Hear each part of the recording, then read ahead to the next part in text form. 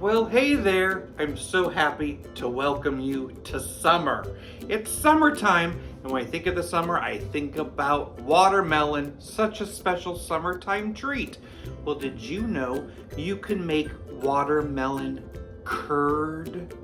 Oh my goodness. So yes, lemon curd is like one of my favorite things. And when I heard you can make watermelon curd, I started doing somersaults down the street.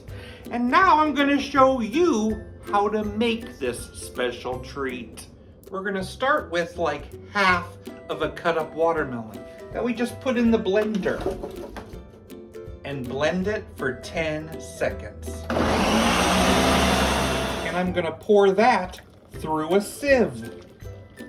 Surprisingly, there is a lot of leftover gunk. In a separate bowl, we need 6 egg yolks and half a cup of sugar. Then mix it with a hand mixer for 20 seconds.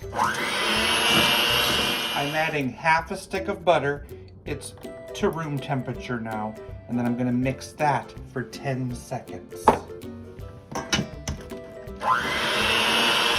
Next comes 2 tablespoons of cornstarch, and then I'm gonna mix that in for another 10 seconds.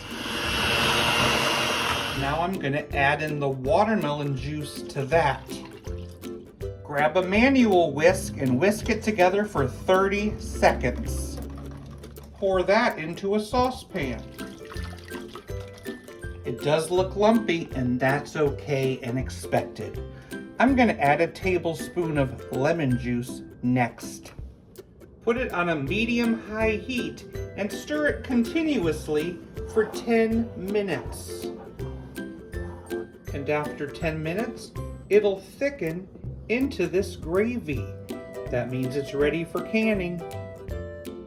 Let's fill up our jars. I'll let it cool a bit on the counter, and then I'll be putting it in the fridge. Watermelon curd.